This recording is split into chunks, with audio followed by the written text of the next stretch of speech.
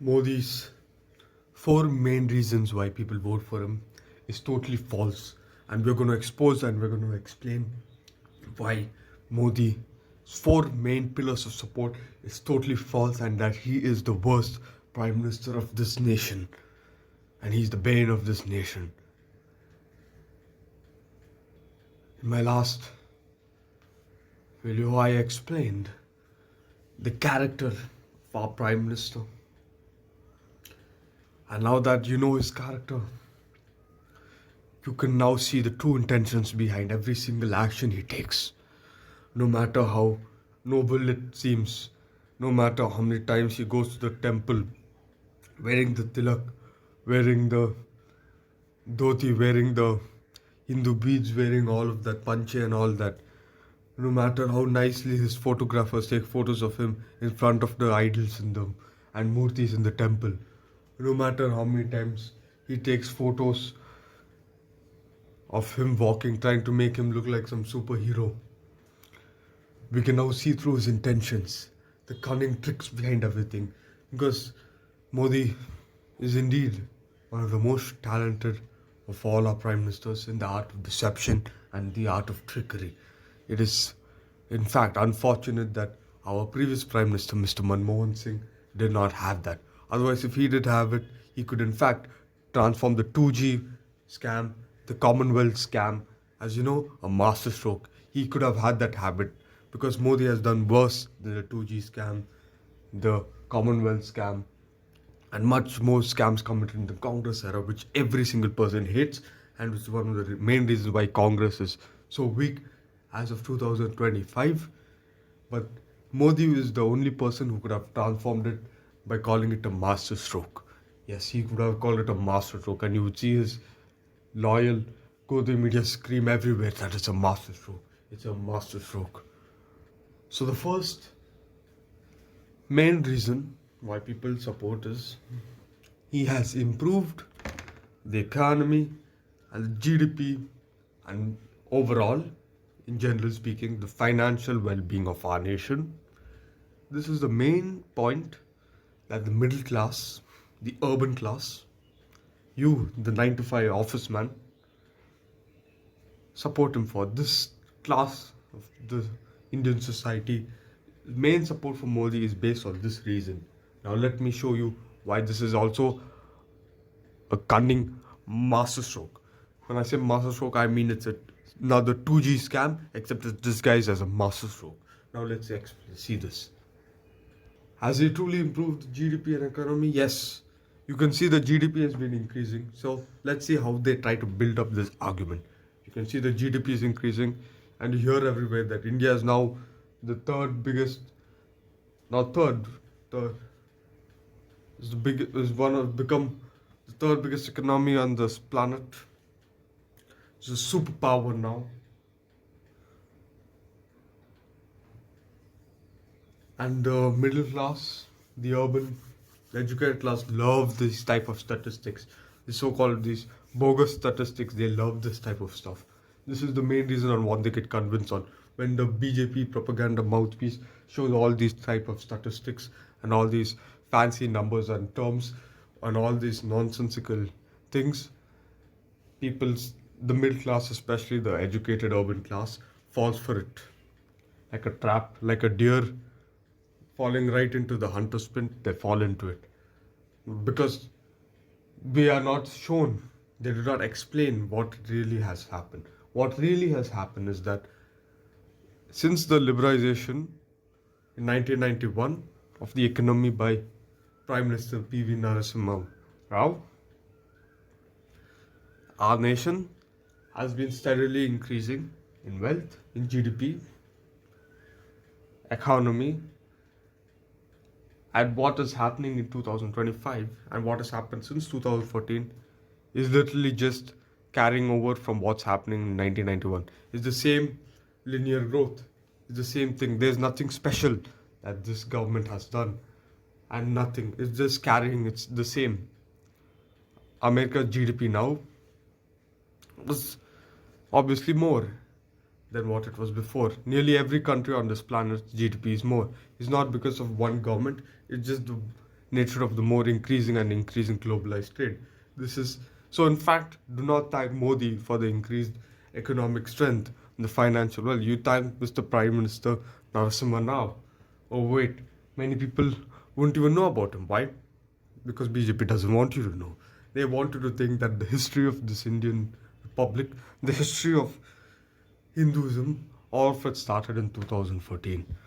It could not be, which is just another damn lie. That's what it is. It's just a lie.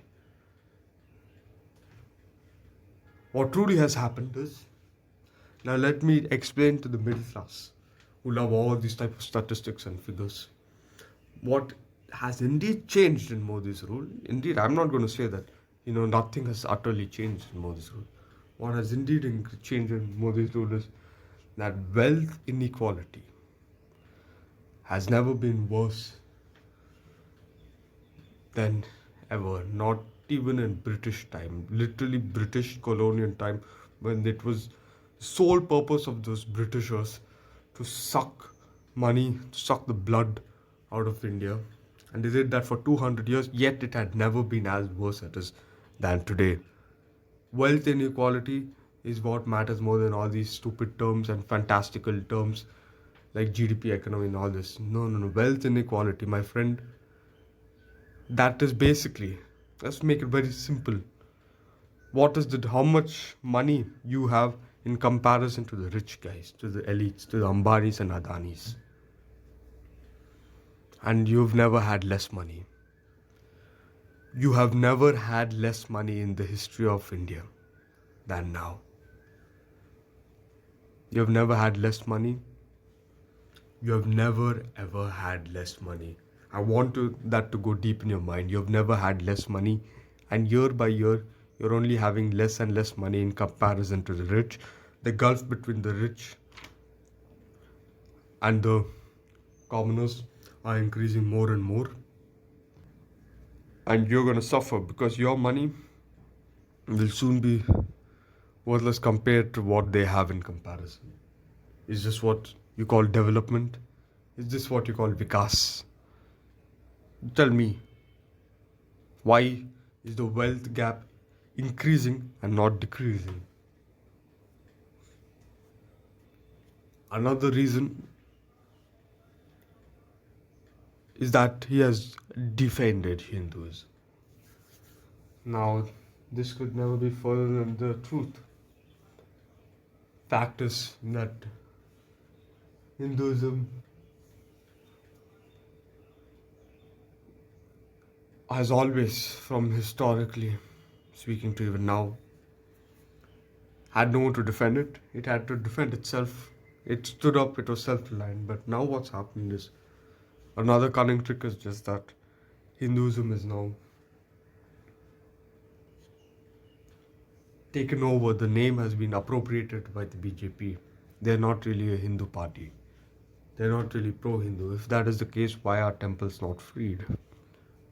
Why indeed is when temple attacks are increasing all over the West and all around the world, our Hindu leader has not done anything, not even uttered a single word. How come that the Hindu population of our nation is decreasing and the other religions are increasing? Why doesn't he explain these type of things? And more importantly, what do you think? Who do you think are the members of BJP? The members of BJP are those who are members of other parties, secular parties, which the BJP hates so much.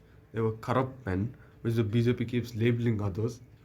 These are the men who use religion as a vote bank. These are the men who used to do so-called minority appeasement, which the BJP hates a lot. Now these men have jumped to BJP and now they say, I am a Hindu. Will you believe that? It's like believing a lion has come out and said, from today I'm a vegetarian.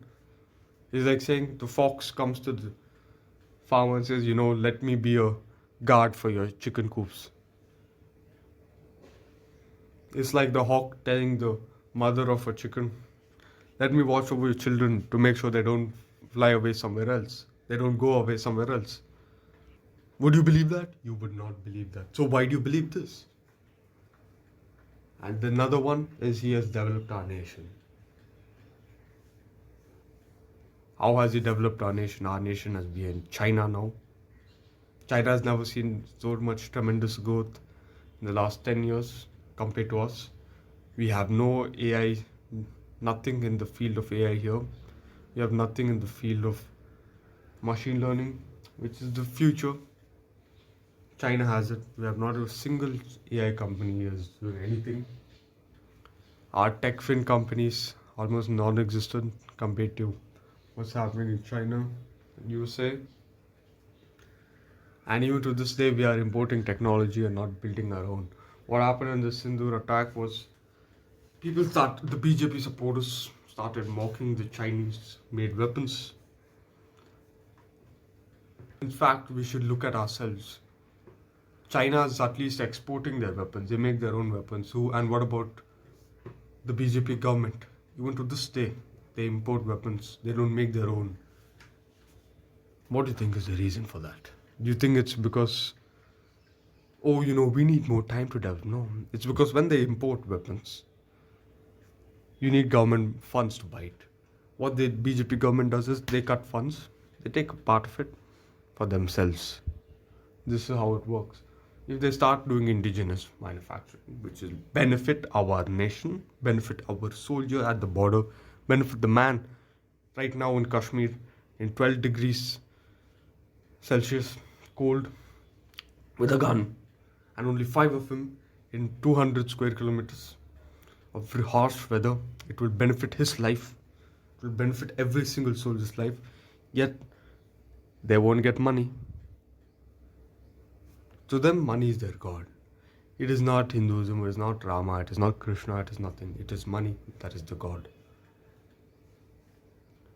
And now the final reason why many people vote for him is they say they have no choice. Who else do we have choice? Do you think Rahul Gandhi is a viable choice? My friend, would you want to be eaten by a tiger or a lion?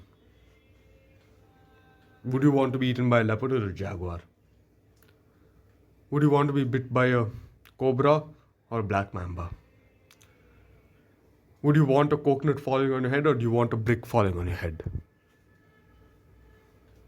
Would you want to be hit by a train or do you want to be hit by a car? Do you want to drown in a river or do you want to drown in the sea?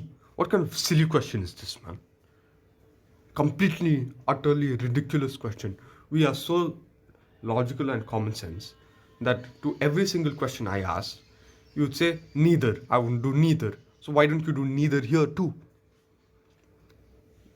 You have the power in your hand. You have the vote in your hand. And not just the vote. You have much more power than they want you to believe. And when you have such power, hold it. You must now not support either. But together, we will support only ourselves and not this one or that one. We're not going to support the lion. We're not supposed to support the tiger. We're not going to support the coconut. We're not going to support the brick. We're not going to support drowning in the river. We're not going to support drowning in the sea. Doesn't matter. Bad is bad. Wicked is wicked. Corrupt is corrupt. And evil is evil. Cunning is cunning and cunning is evil. So together, we will punish both. Do not support either. And do not believe in any of these 4 lies which has just been exposed. Now, once you understand and you say, yes, what this man is speaking is the truth. What this man is speaking is the truth, and Modi is truly a very selfish and greedy person. He has made our country much behind China. We are isolated internationally. Our wealth inequality has never been worse. The middle class is day and day shrinking and shrinking, and it's being crushed by the government day and day. He has not truly done anything beneficial for Hinduism except to steal it, and whenever some Hindu event is happening, go and take photos over there to fool foolish people. And he has painted himself that he's the only person who can save the nation and there's no one else. No, we don't need you to save the nation. We can save the nation ourselves. But once You say this out loud, what happens is you will be hated. Like, I'm gonna explain like what type of level you will be slandered, hated, insulted, abused. The thing is, there has never been a more wild party. Not even the Congress in the 6 years has been so wild as the BJP. If you express beliefs opposite and you criticize the BJP, even if it's constructive, you will be slandered in the most wildest ways and most dirty ways, as no other party has ever done than the BJP today. Expect it. Where every single insult you have is a badge of honor for speaking the truth and speaking for the betterment of our nation. Because we put our nation first, not any party. We put our nation first, not any ideology. We put our nation first, not any leader, not a showman. We put our nation first over everything else. You will be slandered, you will be called anti national, you will be called anti Hindu, you will be called Muslim appeaser. I don't even know how they bring out all these terms. You will be called Deshdrosi, you will be called a sympathizer of Pakistan, a betrayer of India. All these terms have no effect. They have no effect unless you let it go inside your head. When they say it, ignore it. Ignore it. In fact, every time they insult you, take it as a sign that what you're doing is right. What you're doing is slowly exposing them to the people, exposing their lies to the people. And because they have no other way, they cannot logically counter it, they cannot explain the reasons to counter it, they're going to slander you in the worst way. They're going to slander not only you, but your poor family too.